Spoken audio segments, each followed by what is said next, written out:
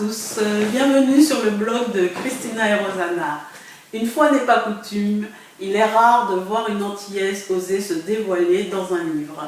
C'est le cas de Shandy Jason qui nous dit tout, surtout tout ce qui pourrait être tabou chez une Antillaise. Shandy Jason a écrit le livre « J'ai réparé ma vie ».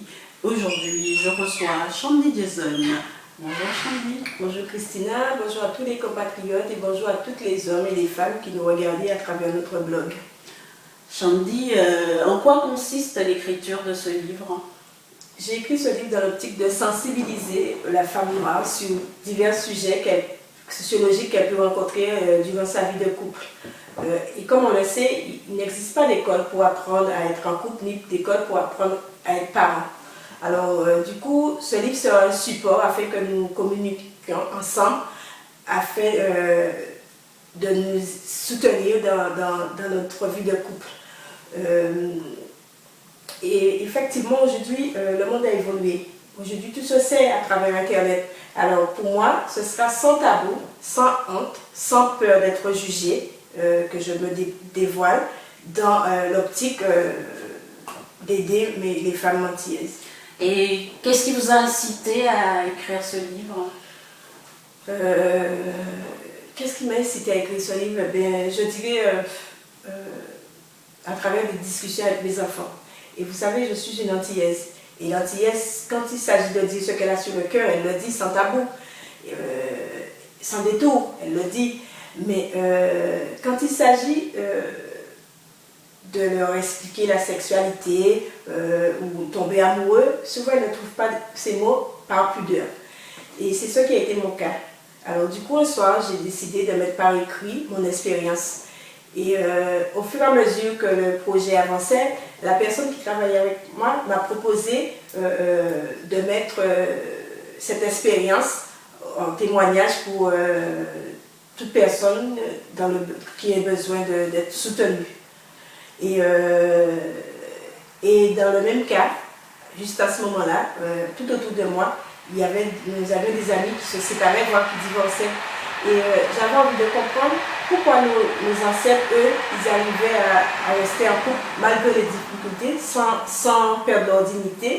Et cela m'a été bénéfique parce que ça a été une remise en question de ce que je voulais dans mon couple. Donc, le sujet sur la vie de couple vous tient à cœur. Est-ce que vous parlez de votre vie de couple dans ce livre? Et tout à fait, et tout au long de l'histoire. Et peut-être que ça peut choquer parce que nous, Antillaises, nous n'avons pas l'habitude de parler de notre vie privée. Mais comme je vous le disais, c'est uniquement dans le but de servir. Et vous savez, je suis en couple depuis bientôt 30 ans. Comme partout, il y a des hauts, il y a des bas. Mais et je suis toujours aussi amoureuse. Alors, j'ai été élevée par deux femmes de poigne qui de mon jeune âge, m'ont montré qu'il ne fallait pas que je me laisse... fallait pas que je perde ma place. Du coup, afin de garder le maillot jaune, j'ai vraiment pris des décisions pour protéger ma vie de famille. Donc la femme a une place importante dans le couple pour vous. Est-ce que vous pensez qu'il y a une évolution de la femme antillaise guyanaise, puisqu'on parle de la femme antillaise, mais on parle aussi de la femme guyanaise. Est-ce que vous pensez qu'il y a une évolution de la femme antillo-guyanaise? Mais la femme antillo-guyanaise évolue constamment. Nous pouvons le constater. Aujourd'hui, nous voyons les femmes sur divers pôles économiques, le pôle social, notamment dans la politique, à travers l'exemple de Madame Taubira, qui est une Guyanaise, qui est aujourd'hui femme ministre.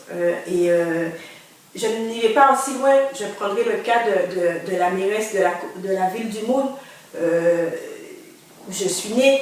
Et cette femme, depuis plusieurs mandats, elle s'acharne à embellir sa ville. Et on voit, c'est une femme, et c'est avec poigne qu'elle fait tout ce progrès. Et les Mouliens sont fiers d'elle aujourd'hui.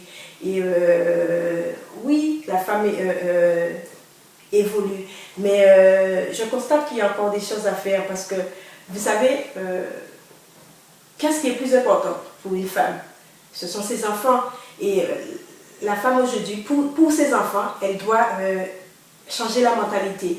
Parce que, je vais vous dire quelque chose, je constate que il y a des femmes qui ont envie d'évoluer dans la société. Mais quand elles arrivent au devant de la scène, elles sont incomprises par des femmes. Elles sont jugées, parfois elles sont critiquées. Mais la femme antillaise doit changer cette mentalité. Parce que quand une femme veut ouvrir une porte, cette porte sera d'abord ouverte pour elle, mais ce sera une porte qui sera ouverte aussi pour ses enfants. Et nos enfants, en voyant des exemples de nous femmes, vont vouloir reprendre le flambeau et se dire que eux aussi, eux, ils ne doivent pas douter de leur existence, ils doivent eux aussi évoluer afin d'avoir une belle vie, comme beaucoup. Donc la femme antillaise, antillo-guyanaise, quelle place elle a dans la société française? Pour moi, la femme antillo-guyanaise, sa place dans la société, c'est la place de la femme potomitan. C'est-à-dire, c'est la fondation, c'est la base, et on a eu des exemples. La femme, quand elle lutte, c'est avec acharnement, avec détermination qu'elle le fait, elle ne lâche pas. On peut le constater face à des mamans antillaises monoparentales, toutes seules à éduquer leurs enfants, et malgré les conflits sociaux, malgré la violence, malgré la drogue où nous sommes très médiatisés, nous voyons qu'il y a des femmes qui ne laissent pas tomber l'éducation. Et ces femmes-là donnent des valeurs à leurs enfants, dans la liberté, dans l'égalité, dans la fraternité, afin que ces enfants-là puissent évoluer en même temps que nous femmes, nous évoluons, nous faisons évoluer l'avenir de nos enfants. Alors oui, la femme guyanaise, la femme guadeloupéenne, la martiniquaise, on peut être fiers de nous parce que nous accomplissons des tâches insurmontables. Et est-ce que vous avez eu des difficultés à affronter? Je peux dire que durant mon jeune âge, j'ai eu des difficultés à affronter, telles que la misère, telles que la pauvreté, telles que le milieu social défavorisé. C'est pour cela que je vous conseille de lire le livre « J'ai réparé ma vie » qui sortira courant du mois de septembre. Mais la chose qui m'a le plus fait mal et j'ai trouvé parfois honteux, c'est quand je suis arrivée en métropole, vous savez, à cause de ma couleur de peau, il y en a qui avaient peur de la différence. Mais pour moi, ça n'a pas été un frein. Donc la femme a une place certaine dans la société française. Est-ce que vous avez eu des difficultés à affronter? Je peux dire que j'ai eu des difficultés à affronter dès mon plus jeune âge. J'ai été confrontée à la misère, à une vie sociale défavorisée. C'est la vie, j'ai appris à faire avec.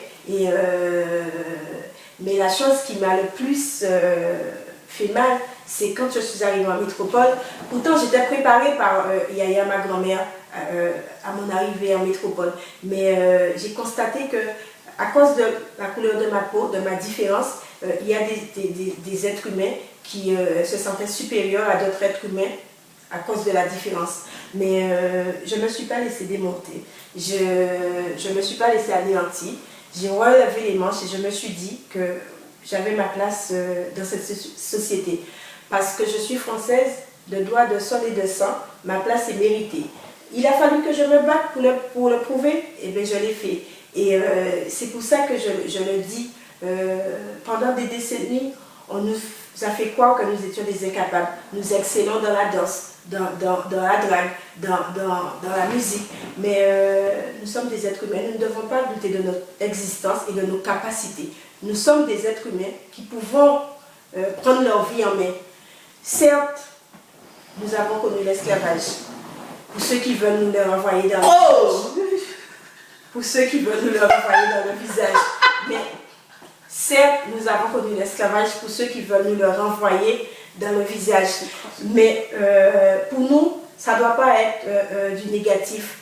Oui, ça a fait mal l'esclavage, mais on constate que le peuple noir a traversé cette tribulation, mais le peuple noir a su se relever. Alors justement, c'est cela notre force. C'est pour ça qu'aujourd'hui, je le dis aux Guadeloupéens, aux Martiniquais, aux Guyanais, aux Africains. Soyons un petit peu plus solidaires. Solidaires pour nous, mais aussi pour relever nos enfants vers une liberté que nous n'avons pas encore, puisque nous constatons que nous souffrons toujours dans ce pays qui est la nôtre. Et quel message vous auriez à faire passer si vous en aviez un? Oui, et j'en aurais plein, mais le premier que je veux faire passer à mes compatriotes, c'est d'avoir confiance en nous, d'avoir confiance en la femme, parce qu'à travers toutes les grandes décisions, il y a une femme. Et la femme, la chose qu'elle aime le plus au monde, ce sont ses enfants. Et justement, pour cela, c'est la femme qui doit relever ses manches, se battre pour que nos enfants puissent s'ouvrir au monde, puissent venir en métropole, créer des entreprises aussi, comme tout le monde. Ils peuvent créer en Guadeloupe, ils peuvent créer en Martinique, ils peuvent créer, mais en métropole, nous sommes très limités. Nous n'avançons pas suffisamment. Pourtant, nous pouvons, parce que nous ne sommes pas des fainéants. Personnellement, moi, ce qui m'a fait avancer, c'est parce que j'ai cru en mes rêves. Et cela a été bénéfique pour moi. Et c'est pour ça qu'aujourd'hui, je dis, pour conclure, qu'il est bon de croire en ses rêves. Parce que les rêves peuvent porter vers le haut toute une humanité. Donc il est bon de croire en ses rêves. C'est sur cette phrase que nous allons clôturer notre vidéo. C'est notre première vidéo. Nous espérons en faire plein d'autres. Le livre de Shandy Jason sortira courant septembre. Merci de nous avoir suivis. Au revoir Shandy. Au revoir Christina. Au revoir à tous. À bientôt.